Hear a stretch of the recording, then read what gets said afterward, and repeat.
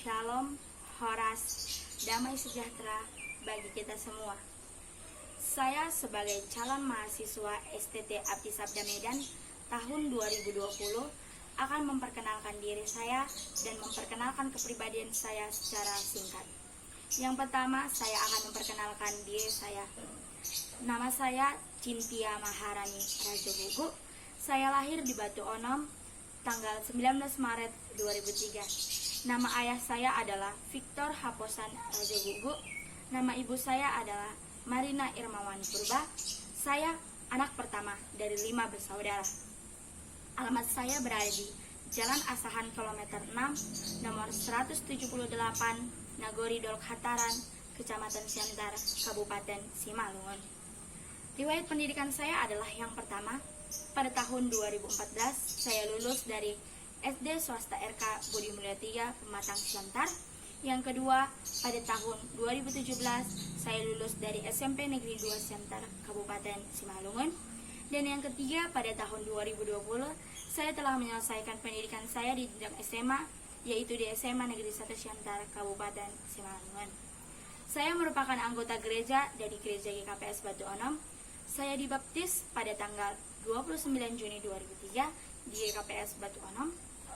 Saya angkat CD pada tanggal 26 Desember 2018 di Gereja GKPS Batu Onom. Ayah saya memiliki pekerjaan sebagai petani. Ayah saya juga melayani di gereja sebagai sintua sejak tahun 2012. Ibu saya bekerja sebagai ibu rumah tangga. Saya juga melayani di gereja sebagai wakil sekretaris di kepemudaan gereja. Yang kedua, saya akan memperkenalkan kepribadian saya. Yang pertama adalah visi.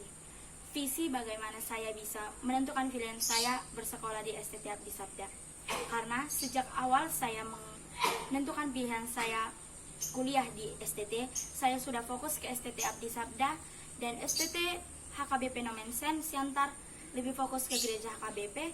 Jadi saya mendaftarkan diri saya di STT Abdi Sabda Medan. Yang kedua adalah motivasi. Di motivasi saya tidak memiliki pergumulan ataupun masalah-masalah yang melatar belakangi motivasi saya.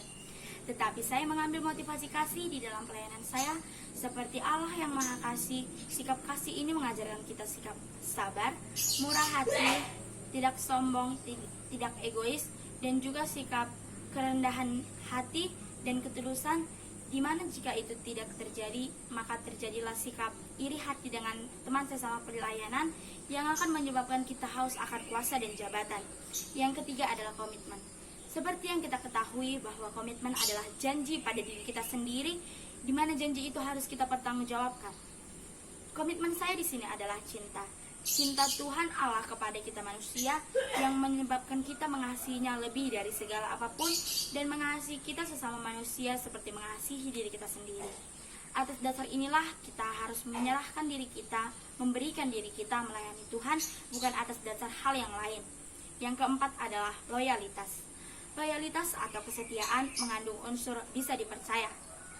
Dalam artian, Tuhan Yesus Kristus mempercayakan kita tugas-tugas, kita harus melaksanakan tugas itu dengan hati yang loyal, setia, tidak dalam faktor keterpaksaan ataupun dalam kesuruh kesah.